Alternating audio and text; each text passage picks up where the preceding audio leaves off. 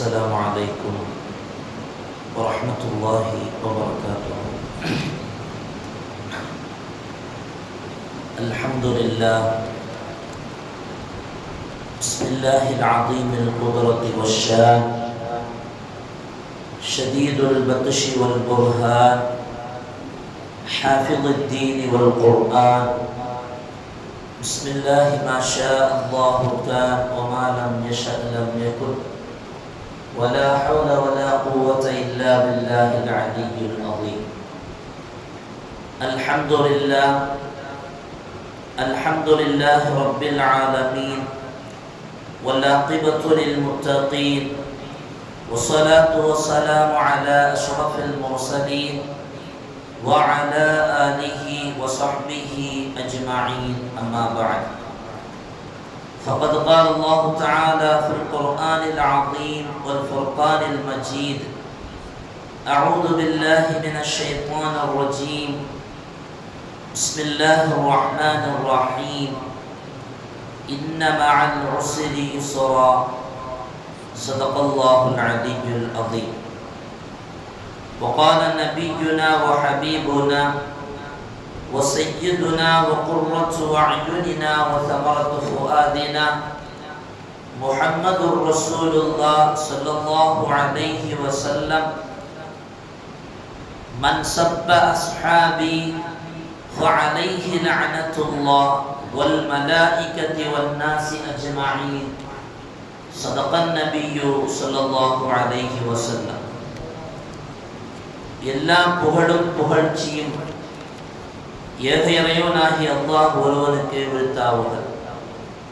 அவனின் சாந்தியும் சமாதானமும் ஈருலக வேந்தர் முஹம்மது ரசூலுல்லாஹ் ஸல்லல்லாஹு அலைஹி வஸல்லம் அவர்களின் மீதும், அவர்களின் அடிச்சுவடை அப்படியே அடிபெறலாமல் பின்பற்றிய உத்தம சத்திய சஹாபாக்கள், தாபிஈன்கள், தபஉ தாபிஈன்கள், நாதாக்கள், சுஹதாக்கள், அவுலியாக்கள், நம் பெற்றோர்கள், உஸ்தாதுமார்கள், மனைவி மக்கள், இங்கே அமர்ந்திருப்பவர்கள், இன்னும் வர இருப்பவர்கள், நம் ஊருவாசிகள், அயல்வாசிகள், உலக முஸ்லிம்கள் அனைவர்கள் மீதும் என்றென்றும் குறைவின்றி நிறைவாக நின்று நிலவட்டுமாக. புனிதமான இந்த நாளில், அவனுக்கு பிடித்தமான இந்த இடத்தில் வல்லோன் அல்லாஹ் நம்மை ஒன்று கூட்டியதை போல, நாளை ஜன்னத்துல் ஃபிர்தௌஸ் என்னும் உயர்தரமான சுவனத்தில் கண்மணி முஹம்மது ரசூலுல்லாஹ் ஸல்லல்லாஹு அலைஹி வஸல்லம் அவர்களோடு நம்மையும் நம்மை சார்ந்த அத்துணை பேர்களையும் ஒன்று கூட்டி அருள் புரிவானாக. நோய்கள் அனைத்தையும் ஷிஃபாவாக்கி தந்தர் புரிவானாக. அருமையான சகோதரர்களே, புனிதமான முஹர்ரம் மாதத்தின் 3வது வெள்ளிக்கிழமையில் வீட்டிருக்கிறோம். இந்த மாதத்தில் இஸ்லாமிய வரலாற்றில் ஹிஜ்ரத்தை கணக்காக வைத்து இஸ்லாமிய மாதங்களின் முதல் மாதமாக ஹஜ்ரத் உமர் ரலியல்லாஹு அன்ஹு அவர்களுடைய ஆட்சி காலத்தில் அமைக்கப்பட்டது.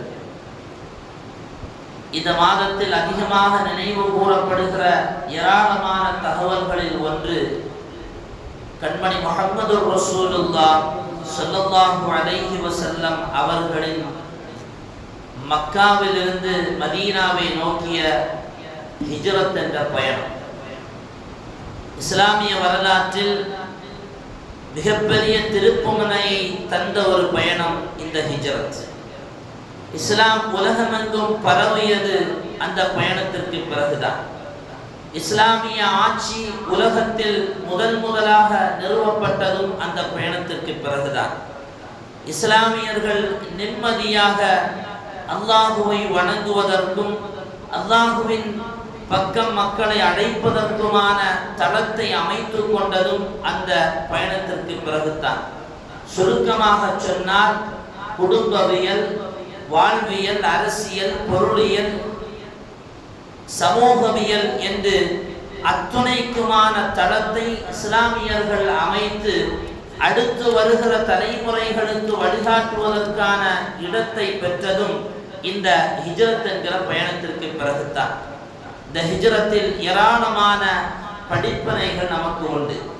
கண்மணி முஹம்மது ரசூலுல்லாஹ் ஸல்லல்லாஹு அலைஹி வஸல்லம் அவர்களும் அவர்களோடு அபூபக்கர் சித்தீக் ரலியல்லாஹு அன்ஹு அவர்களும் இருவர்களும் செய்த அந்த ஹிஜ்ரத்து பயணம், அதற்கு பின்னால் முஹாஜிர்கள் என்று அன்சாரிகள் என்ற இரு கூட்ட சஹாபாக்களுடைய தியாகங்களையும் நாம் நினைவு கூற கடமைப்பட்டிருக்கிறோம்.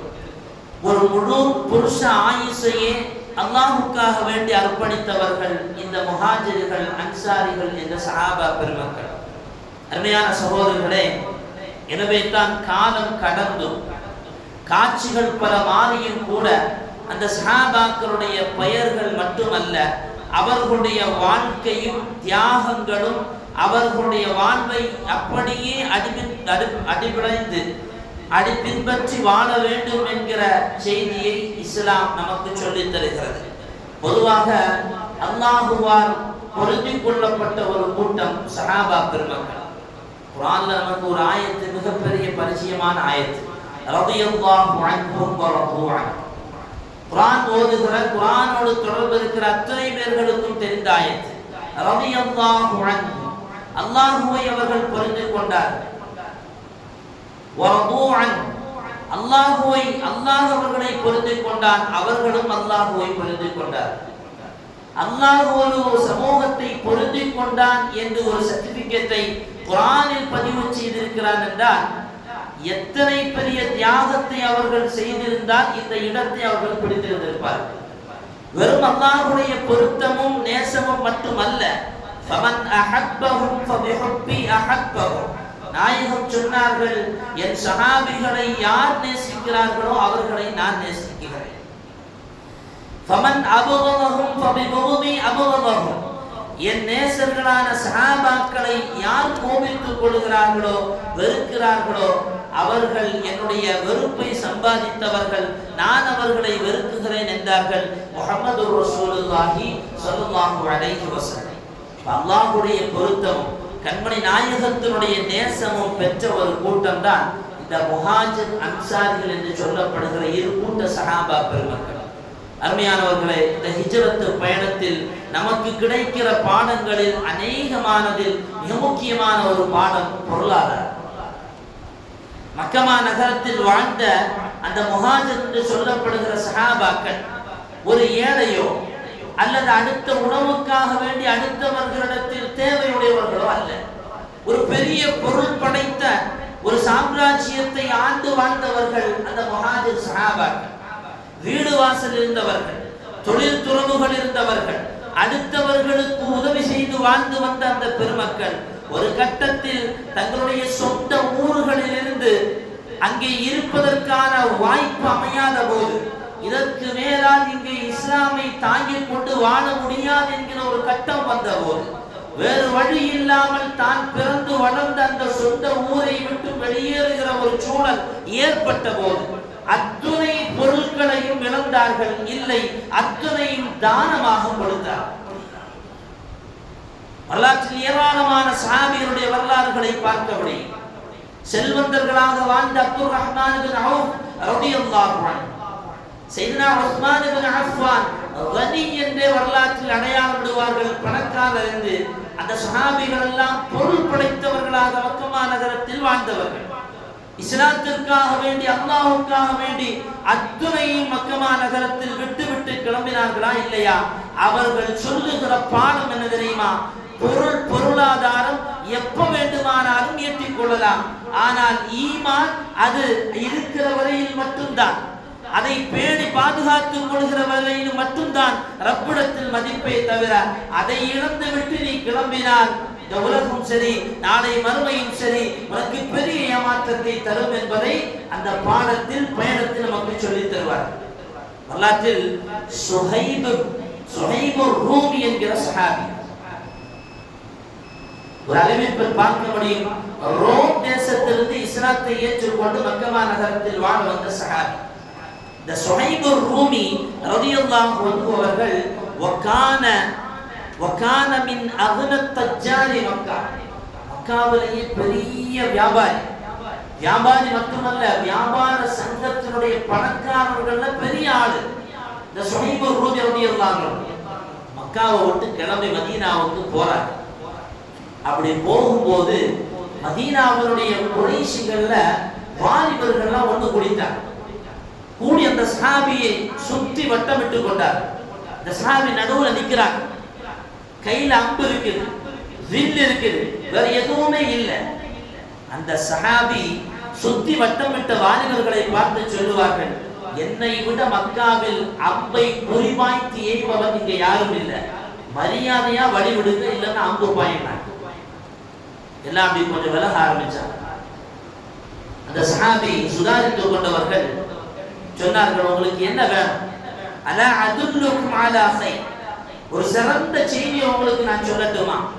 அந்த வாலிபர்கள் சொன்னார்கள், சொல்லுங்கள் என்றார். என்னுடைய வீட்டுல கதவுக்கு கீழே ஒரு பெரிய குண்டு தோண்டப்பட்டிருக்கு. அந்த தோண்டப்பட்டிருக்கக்கூடிய குண்டுக்குள்ளால என்னுடைய பொருளாதாரத்தை அத்தனையும் நான் மூடி வைத்திருக்கிறேன். நீங்க போனீங்கன்னா அந்த பொருளாதாரம் கிடைக்கும், என்ன மதீனாவுக்கு விடுங்க.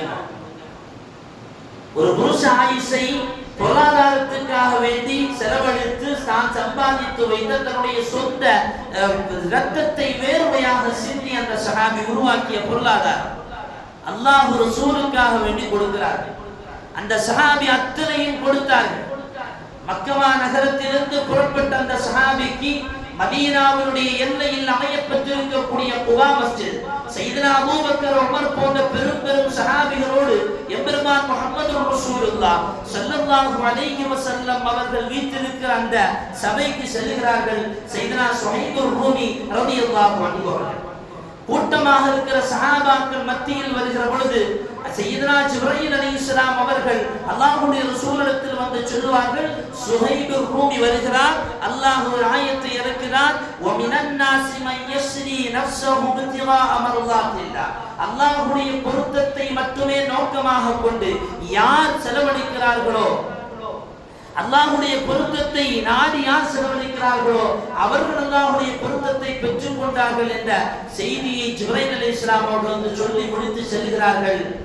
சையதுனா சுஹைபுர் ரூமி ரலியல்லாஹு அன்ஹு அவர்கள் சபைக்கு வருகிறார்கள். நாயகம் ஸல்லல்லாஹு அலைஹி வஸல்லம் அந்த சஹாபியை பார்த்து ஒரு வார்த்தை சொன்னார்கள், ரபிஹல் பைஉ யா அபா யஹ்யா, ரபிஹல் பைஉ யா அபா யஹ்யா. சுஹைபுர் ரூமி, உங்களுடைய வியாபாரம் லாபம் அடைந்துவிட்டது. ஸல்லல்லாஹு அலைஹி வஸல்லம் அந்த சஹாபிக்கு சொன்ன செய்தி உங்களுக்கு அது போதுமா இருந்தது, வேற எதுவுமே தேவையில்லை. உலகத்தில் வாழுகிற காலத்தில் அல்லாஹ்வும் அல்லாஹ்வுடைய ரசூலுடைய பொருத்தம் மட்டுமே போதும் என்று வாழ்ந்தவர்கள், தன்னலம் பாராமல் இஸ்லாத்திற்காக வேண்டி தியாகம் செய்த ஒரே காரணத்திற்காக வேண்டித்தான் அந்த பூர்வ குடிமக்களான முஹாஜிர் சஹாபாக்கள் இன்றும் உலகில் நமக்கு மிகப்பெரிய ரோல் மாடலாக இருக்கிறார். ஸல்லல்லாஹு அலைஹி வஸல்லம் ஒரு இடத்துல சொல்லுவார்கள், மன் ஸப்ப அஸ்ஹாபி, எவன் என்னுடைய சஹாபாக்களை திட்டுகிறானோ, ஃபஅலைஹி லஅனத்துல்லாஹி வல் மலாயிகத்தி வன் நாஸி அஜ்மஈன், அவன் மீது அல்லாஹ்வுடைய சாபமும் மலக்குமார்களுடைய சாபமும் ஒட்டுமொத்த உலகத்தில் வாழுகிற மனித சமுதாயத்தினுடைய சாபமும் உண்டாகட்டும் என்றார்கள் முஹம்மது ரசூலுல்லாஹி ஸல்லல்லாஹு அலைஹி வஸல்லம். அருமையானவர்களே, இந்த வார்த்தையெல்லாம் கேட்கும் போது ஒரு வார்த்தையாக மட்டுமே கேட்டு கடந்து போறோம். எவ்வளவு பெரிய சாபத்திற்கான வார்த்தை இது! அல்லாஹ்வுடைய சாபம், மலக்குமார்களுடைய சாபம் சாதாரணமானதல்ல. இதற்கு முன்னால் வாழ்ந்த எத்தனையோ சமுதாயம் அழிக்கப்பட்டது அல்லாஹ்வுடைய கோபத்தினால். அழிப்பதற்காக வேண்டிய ஆயுதமாக அல்லாஹ் பயன்படுத்தியது மலக்குமார்கள். அவர்களுடைய சாபம் சஹாபாக்களை திட்டியவனுக்கு உண்டாகட்டும் என்று கண்மணி நாயகம் துஆ செய்ய வேண்டும் என்று சொன்னால், அந்த சஹாபாக்களுடைய தியாகம் எவ்வளவு பெரிது என்பதை இது போன்ற வார்த்தைகளை கொண்டு நம்மால் புரிந்து கொள்ள முடியும். ஆண்கள்ல மட்டுமல்ல, பெண் சஹாபிகளும் தியாகம் செய்தார்கள் ஹிஜ்ரத்துடைய பாதையில. நமக்கு தெரியும், ஸைனப் ரலியல்லாஹு அன்ஹா, ஸைனப் பின்த் முஹம்மது ரசூலுல்லாஹ் ஸல்லல்லாஹு அலைஹி வஸல்லம் அவருடைய அருமை மகனார் ஸைனப் ரலியல்லாஹு அன்ஹா ஹிஜ்ரத்துக்கு போறாங்க. ரசூலுல்லாஹ் போயாச்சு. போனதுக்கு முன்னாடி ஸைனப் ரலியல்லாஹு அன்ஹா மக்காவிலிருந்து மதீனாவுக்கு போகணும். அவங்க அதற்கான ஏற்பாடு மறைமுகமா செஞ்சுட்டு இருக்கிறாங்க. அப்ப இந்த தகவல் அரசல் புரசலாக மதீனாவுடைய ஓரச்சல்கள் எல்லாம் பரவி வருகிறது. இந்த செய்திகளை கேள்விப்பட்ட போது ஹிந்தா என்ற பெண்மணி, இந்த ஹிந்தா என்கிற பெண்மணியுடைய கணவரும் அவருடைய தந்தையும் தந்தையினுடைய சகோதரர்களும் ஏற்கனவே இஸ்லாமியர்களால் கொல்லப்பட்டதனுடைய வெறியில் இருக்கிறார் ஹிந்து. எனவே அந்த பெண்மணி அந்த வேகத்தோடு மக்கா நகரத்தில் வலம் வந்தவள் ஒரு கட்டத்துல ஸைனப் ரலியல்லாஹு அன்ஹா அவர்கள் எதாச்சியா பார்க்கறாங்க. பார்த்தபோது கேட்கிறா, ஏம்மா ஸைனப், நீ மதீனாவுக்கு போகலையா? மதீனாவுக்கு போறதுக்கான ஏற்பாடெல்லாம் சரியா இல்லையான்னு கேட்டாங்க.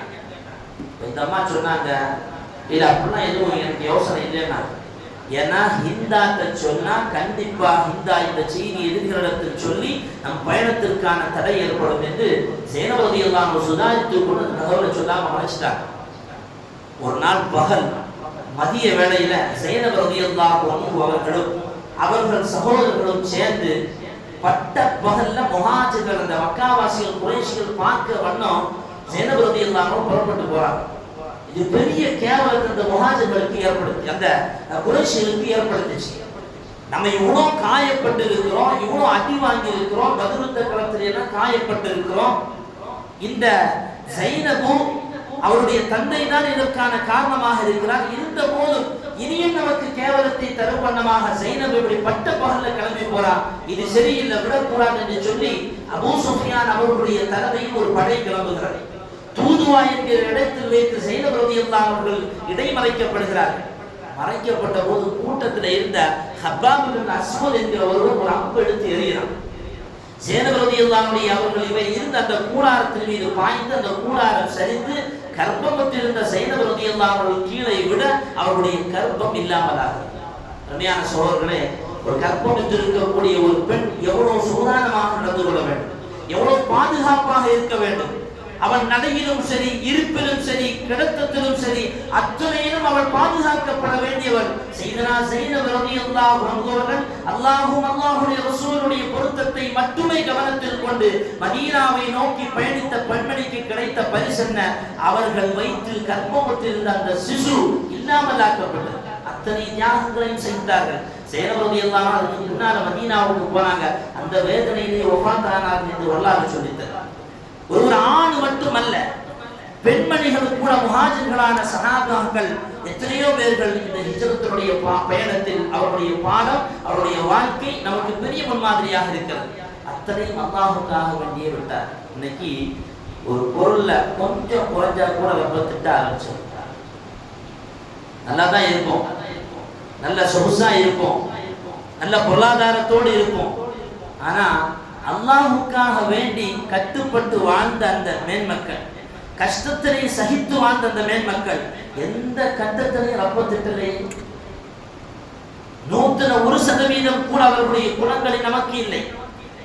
அல்லாஹ்விடத்தில் நமக்கான கஷ்டம் நமக்கு வரும்போது ரப்பை திட்டுகிற அந்த பழக்கத்தை விட வேண்டும். இது சஹாபாக்களான முஹாஜிர்கள் என்று நமக்கு கிடைக்கக்கூடிய பாடம்.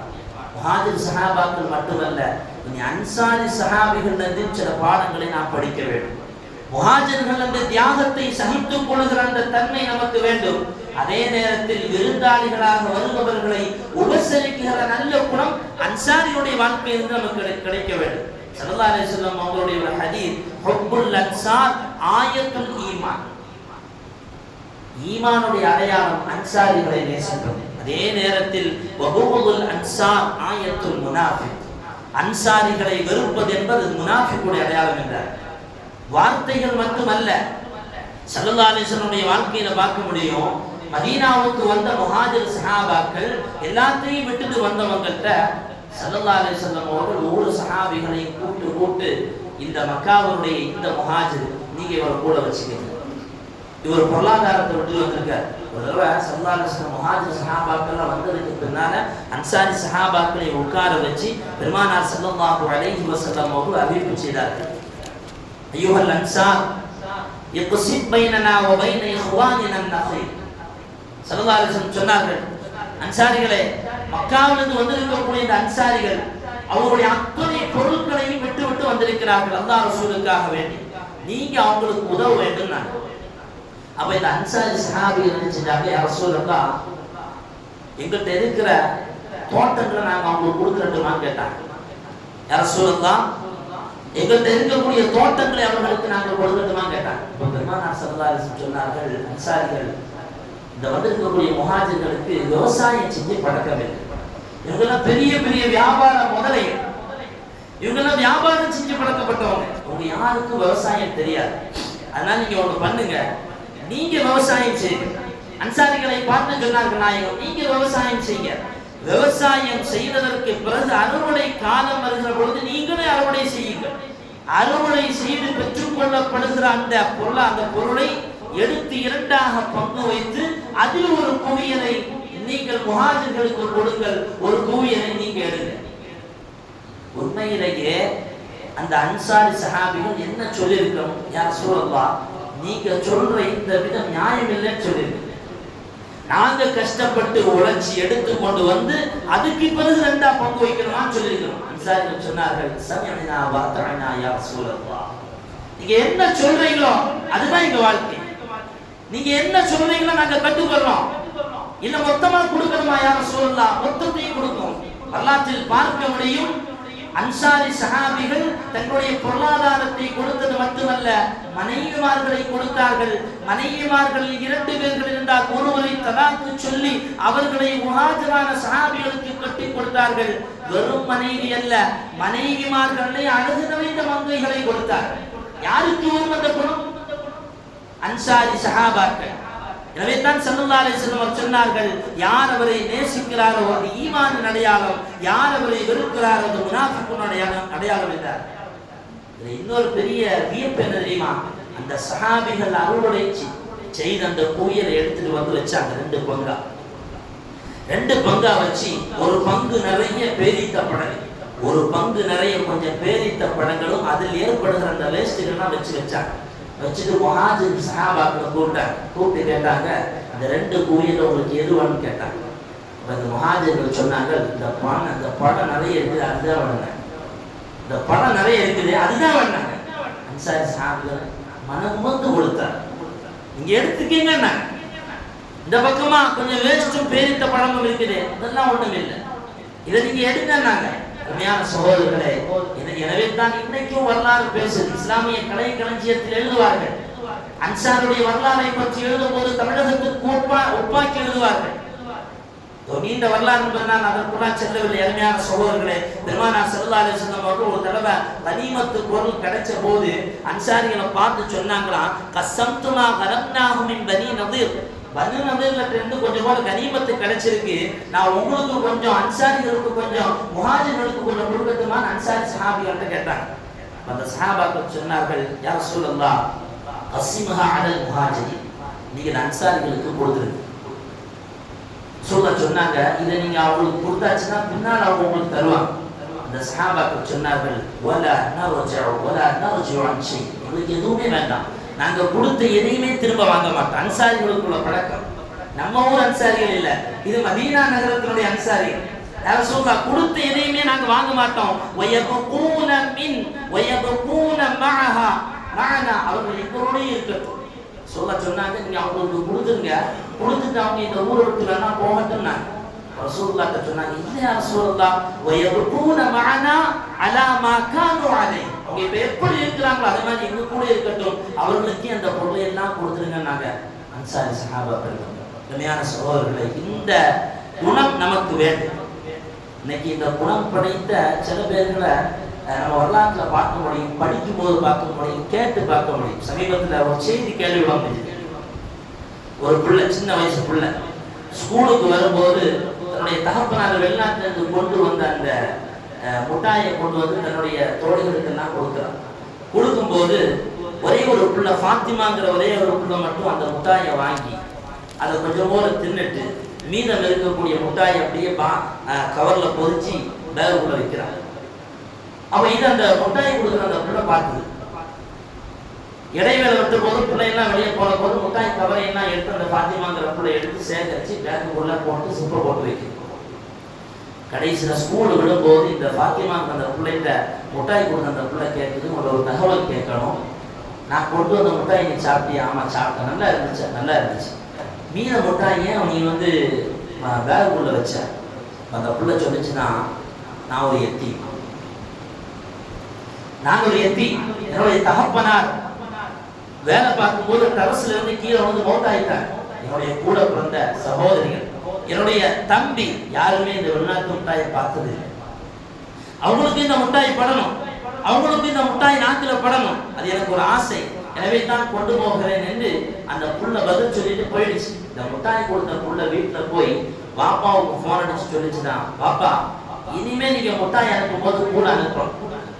என் ஸ்கூல்ல பாத்திமாங்கிற ஒரு புள்ள படிக்குது. இந்த புள்ள பாப்பா இல்லாத புள்ள. அந்த பிள்ளைக்கு நாங்கெல்லாம் யூனிஃபார்ம் போடாம கலர் ட்ரெஸ் போட்டு வர்ற நேரத்துல அந்த புள்ள அன்னைக்கு யூனிஃபார்ம் தான் போட்டுட்டு வரும். என்ன வேற ட்ரெஸ் இல்லை, நல்ல ஆடை இல்லை. நீங்க அவளுக்காக வேண்டியும் நீங்க எனக்கு சம்பாதிச்சு தர வேண்டும் என்ற போது வரலாற்றில் அந்த பிள்ளையுடைய செய்தியை பார்க்க முடியுது. கடைசியில இந்த புள்ள கொடுத்து இன்னைக்கு இந்த பாத்திமாங்கிற பிள்ளை MBBS மாதிரி. துணியானவர்களே, இந்த அன்சாரிகளுடைய குணம் 100% நமக்கு இருக்க வேண்டும். இதுதான் ஹிஜ்ரத்தில் இருந்து கிடைக்கிற நிறைய படிப்பினைகளில் நமக்கான பாடங்கள், இன்றைக்கு தேவையான பாடங்கள். இன்னமஅல் உஸ்ரி யுஸ்ரா, கஷ்டத்திற்கு பிறகுதான் இன்பம். அல்லாஹ் ஒரு கஷ்டத்தை தருகிறான் என்று சொன்னால் அன்றைக்கு முஹாஜிர்கள் அன்சாரிகள் சகித்ததனால் தான் இன்றைக்கு இது போன்ற அழகான ஒரு சூழலில் இஸ்லாமியனாக நாம் வாழுகிறோம். நமக்கு பின்னால் வருகிற சமூகமும் அப்படி வாழ வேண்டும் என்று சொன்னால் நமக்கான கஷ்டங்களை நாம் பொறுத்துக் கொள்ள வேண்டும். அல்லாஹ் கண்டிப்பாக இஸ்ரா என்று சொல்லப்படுகிற அந்த இன்பத்தை நமக்கு தருவான். எல்லாம் அல்லாஹ் சுப்ஹானஹு வ தஆலா அவன் பொருந்திய நன்மக்களாக வாழ்வதற்கு அல்லாஹ் நமக்கு தௌஃபீக் செய்வானாக. கஷ்ட நேரங்களிலேயும் ரப்பை புகழ்ந்து இன்பமான நேரங்களையும் ரப்பை புகழ்ந்து வாழக்கூடிய நன்மக்களாக அல்லாஹ் நம்மை வாழச் செய்வானாக. வஆகிரு தஅவானா அல்ஹம்துலில்லாஹி ரப்பில் ஆலமீன். அஸ்ஸலாமு அலைக்கும் வரஹ்மத்துல்லாஹி வபரகாத்துஹு.